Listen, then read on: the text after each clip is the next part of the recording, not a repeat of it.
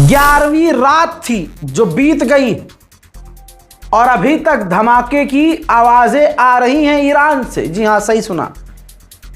एक तरफा ईरान थोड़ी हमले कर रहा है भाई, अमेरिका हमले करता है, ईरान जवाब देता है।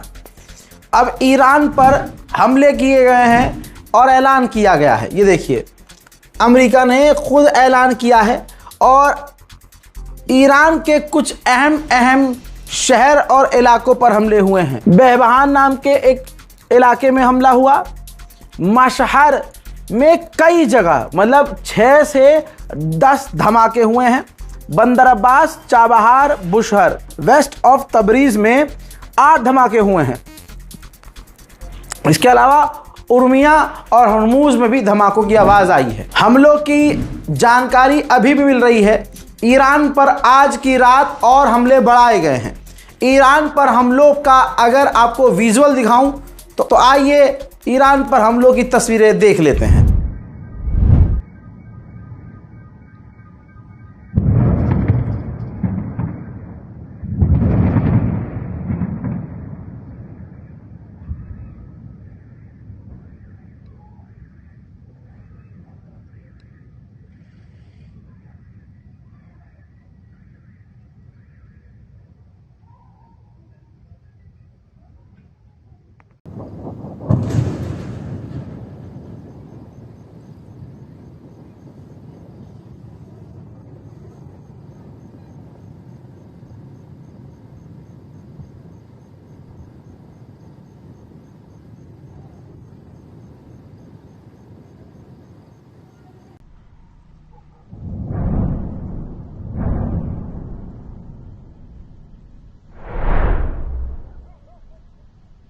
अल्लाह अकबर। इसके बाद ईरान कैसे चुप रहे?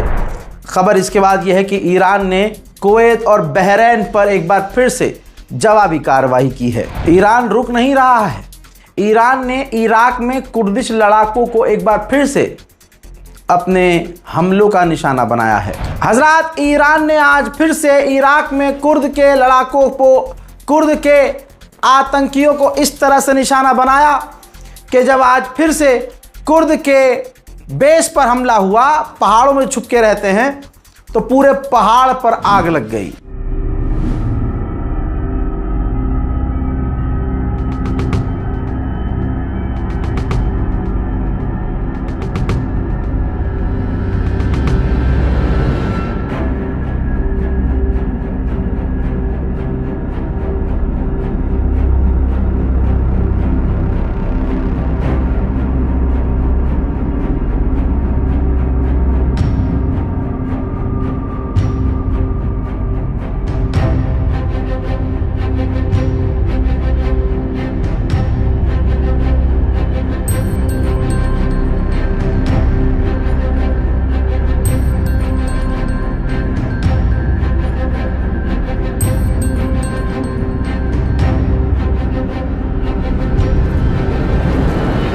ईरान के ऐसे खतरनाक हमलों की वजह से इराक में कनाडा की ऑयल पेट्रोलियम कंपनी ने कामकाज बंद कर दिया है।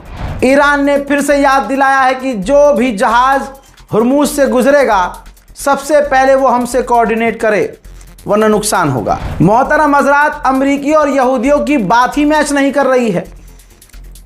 इजराइल ने कहा कि ईरान अभी ठीक पोजीशन में है और वो हमले कर रहा है।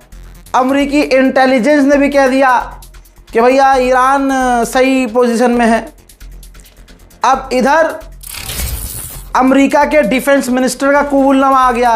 इस वीडियो में अमेरिका के डिफेंस मिनिस्टर ने तमाम जो पक्ष विपक्ष के सेनेटर्स बैठे हैं वहाँ सबके सामने कह दिया कि हम मानते हैं, यानी हम जानते हैं कि ईरान के पास अभी कैपेबिलिटीज़ है, ईरान लड़ने की क्षमता रखता है, लेकिन हमने ईरान को आज की तारीख में इतनी चोट पहुंचा दी है कि उसे सालों साल लग जाएगा रिकवर होने में।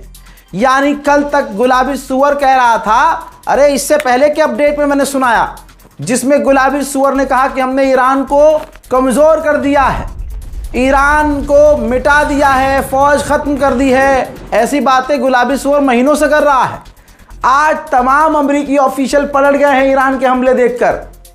अरे अगर तुमने खत्म कर दिया था ईरान की मिसाइल, ईरान का ड्रोन, तो ये ईरान तुम्हारे मुंह पर लहंगा फेंक रहा है क्या? तो अब इन तमाम चीज़ों की वजह से अमेरिकी ऑफिशियल धीरे धीरे ये कह रहे हैं कि नहीं, ईरान के पास अभी कैपेबिलिटीज़ बाकी है, तभी वो हमले कर रहा है। आगे इन्होंने ये भी कहा कि ईरान की मदद रशिया और चाइना दूसरे तरीकों से कर रहे हैं। अमेरिका यानी डोनाल्ड ट्रंप ईरान को न्यूक्लियर हासिल करने नहीं देंगे और हम हमले करते रहेंगे। हजरात, उसने ये भी बोल दिया कि अमेरिका के यानी हमारी जेब से $37 बिलियन इस जंग में लग चुके हैं, और आगे कहता है कि अभी और खर्चा होना बाकी है। इससे फिर दूसरे सेनेटर्स ने सवाल किया, ये वो मंजर है, सवाल किया गया कि ईरान का जो पिक्सार माउंटेन है, क्या आप उसे तबाह कर सकते हैं? तो अमेरिका के डिफेंस मिनिस्टर ने कहा कि हमारे पास अभी भी खुफिया ऐसे हथियार हैं जो क्लासिफाइड है, जिसकी जानकारी किसी के पास नहीं है। अगर पूरी दुनिया में वो काम कोई कर सकता है तो वो सिर्फ हम कर सकते हैं, यानी ईरान के माउंटेन को हम तबाह कर सकते हैं। अब गुलाबी सुअर का पालतू आगे बोलता है, ये जंग हमने शुरू नहीं की है, ये ईरान ने जंग 40 साल 41 साल पहले शुरू की थी। फिर आगे इसने कहा कि होर्मुज हम कंट्रोल कर रहे हैं। हंसना नहीं यार, है ना, शेयर कर देना। आगे इसने जानकारी देते हुए कहा कि ईरान की काफ़ी सारी हमने मिसाइल्स और उसके जो स्टोरेज हैं तबाह कर दिए हैं, लेकिन अभी भी ईरान के कई सारे अंडरग्राउंड मिसाइल बेस मौजूद हैं। हज़ार सेनेटर्स के अध्यक्ष ने पूछा इनसे, लाइक सभापति पूछते हैं कि क्या हमने ईरान के वाटर प्लांट पर हमला किया है? यहाँ पर गुलाबी सुअर का पालतू कुत्ता फंस गया। अगर बोलता हाँ तो अमेरिका में ही आलोचना शुरू हो जाती। तो कहता है ये डिफेंस मिनिस्टर हराम का जाना कि हमें मालूम नहीं है। मतलब तुम डिफेंस मिनिस्टर हो और तुझको मालूम नहीं है कि तुम्हारी फौज ने ईरान में कहाँ हमला किया है? इस तरह से दोस्तों बेवकूफ़ अच्छे से समझ पा रहे होंगे तानाशाही किसे कहते हैं। दिल्ली में छात्रों को अब ये चीज़ें, ये खबरें समझ में आ रही होंगी। हजरात, शिप के ऑनर्स सेलर्स को बहुत पैसे ऑफर कर रहे हैं कि भाई 10 के बजाय 20 ले लो और 20 के बजाय 30 ले लो, लेकिन स्ट्रेट हॉर्मुज से जहाज़ निकाल लो हमारा। सऊदी अरब के 7 से 8 टैंकर जो चाइना और इंडिया की तरफ जा रहे थे, मेरे दोस्तों लाल सागर में यमन के हूथीज़ ने धमकी देकर, वार्निंग देकर उस अरबी जहाज़ों को, सऊदी अरब के जहाज़ों को वापस भेज दिया है। कल बताया था मैंने कि यमन में भी खेल शुरू हो गया है। Yemen versus Yemen. कैसे? यमन का जो दूसरा हिस्सा है वो हूथी का है, यानी आधा समझ लीजिए कांग्रेस और आधा आम आदमी पार्टी। ठीक है, तो अब ये दोनों आपस में लड़ रहे हैं। जिन जगहों पर कांग्रेस है वहाँ उन्होंने कब्जा किया हुआ है, और जहाँ वो है आम आदमी, उन्होंने अपना कब्जा किया हुआ है। एग्जाम्पल दे रहा हूँ। तो सऊदी अरब क्या करता है? यमन की सरकार को सपोर्ट करता है। यमन की सरकार विपक्ष के लोगों से, जैसे हूथी हैं, उनसे कैसे हाथ मिलाएंगे? नहीं मिला सकते। तो हूथी और यमन की ऑफिशियल गवर्नमेंट ऐसे है। तो यमन की गवर्नमेंट को सऊदी अरब सपोर्ट करता है, हथियार देने की बात की और वो देता भी है। अब खेल देखिए, यमन की सरकार ने ऐलान किया है, धमकी दी है कि हम चाहें तो हूथीज़ ने जो हमारे मुल्क पर कब्जा किया है, इनसे जंग लड़कर इनसे कब्जा खत्म करवाने के लिए तैयार हैं। रिपोर्ट में यह दर्ज हो गया है कि सऊदी अरब जितनी भारी मात्रा में तेल एक्सपोर्ट कर रहा था, बेच रहा था, उसकी मात्रा घट गई है। तेल का एक्सपोर्ट सऊदी अरब के द्वारा कम हो गया है। यहाँ तक कि रिपोर्ट यह है कि हूथी संगठन जहाज़ों को ईमेल कर रहे हैं। जो कंपनियां जहाज़ चलाती हैं लाल सागर में, उनको मैसेज कर रहे हैं, ईमेल कर रहे हैं कि सऊदी अरब के लिए अगर आप काम कर रहे हैं तो लाल सागर में आना नहीं। जाहिर सी बात है, ये होना ही था। अरब लीग ने सऊदी अरब को और यमन को सपोर्ट किया है। उधर लेबनान पर आदत से मजबूर इजराइल ने कोई ऐसा दिन नहीं छोड़ा है जब हमले ना किए हों। लेबनान पर इजराइल का हमला देख लीजिए। इजराइल और अमेरिका इस मुद्दे पर भी काम कर रहे हैं कि जैसे तैसे हिजबुल्लाह से भी हथियार दलवा दिए जाएं। उधर लीजिए, डोनाल्ड ट्रंप ने कह दिया कि सीरिया का राष्ट्रपति जोलानी हिजबुल्लाह से लड़ना चाहता है। अब सुनिए, लेबनान के अंदर इजराइल के फौजियों ने लेबनान के फौजियों पर ओपन फायर किया है। दोस्तों, आपकी स्क्रीन पर यह टकला जो बैठा हुआ है, यह लेबनान का राष्ट्रपति है और चुना गया जनता के द्वारा नहीं है, चुना गया डोनाल्ड ट्रंप के द्वारा है। तो डोनाल्ड ट्रंप ने इसे बुलाया था, ये मीटिंग का मंजर है। जोलानी की सरकार ने अपने बाप को खुश करने के लिए वीडियो जारी किया है और बताया है कि हमने हथियार सीज किए हैं, जो कि हमारे रास्ते से, सीरिया के रास्ते से हिजबुल्लाह तक हथियार ले जाया जा रहा था, हमने उसे सीज किया है। ऐसा कैसे हो सकता है कि इजराइल अपने हरामीपने से बाज आ जाए?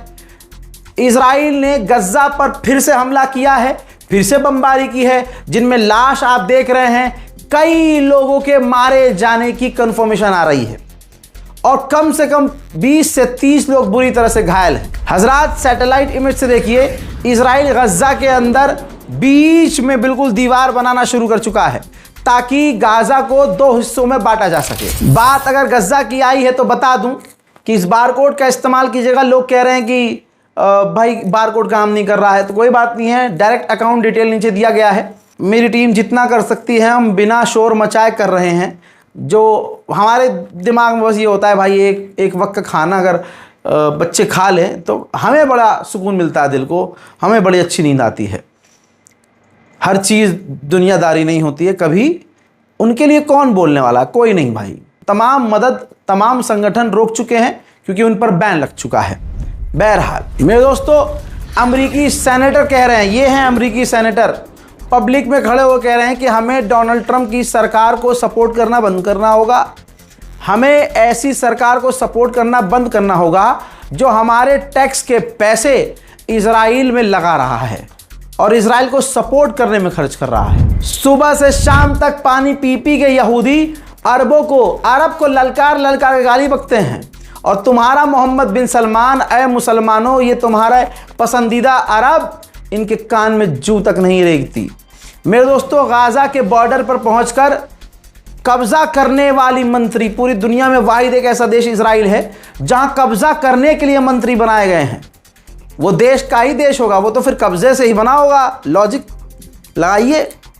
मेरे दोस्तों, वो ऐलान कर रही है, माइक में कह रही है कि गज्जा के अंदर कोई अरब नहीं रहेगा, अरब ही नहीं रहेगा। सुनिए, שואלים אותי מה יהיה עם הערבים בעזה, או יהיו יותר ערבים בעזה। दूसरी तरफ चलिए, फिलिस्तीन के वेस्ट बैंक के इलाके में इजराइल बिल्डोजर से फिलिस्तीनियों के मकान को आज भी तोड़ रहा है। हज़ात फिलिस्तीनी एक नौजवान को, इस खूबसूरत नौजवान को इजराइल ने महीनों साल होने वाला था, जेल में रखा हुआ था। हालत खराब हो गई थी।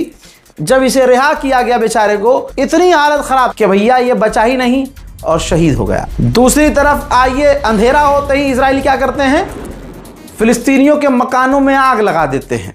जैसे दिल्ली के जंतर मंतर में आज छात्रों को समझ में आ रहा होगा कि मुसलमान भारत में क्या फील करता है।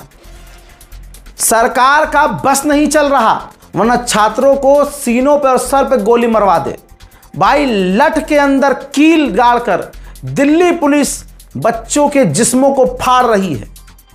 दिल्ली पुलिस महिलाओं के पिछवाड़े में डंडा कर रही है क्योंकि इनकी औकात। तुमको क्या लगता है दिल्ली में इतना क्राइम क्यों हो रहा है?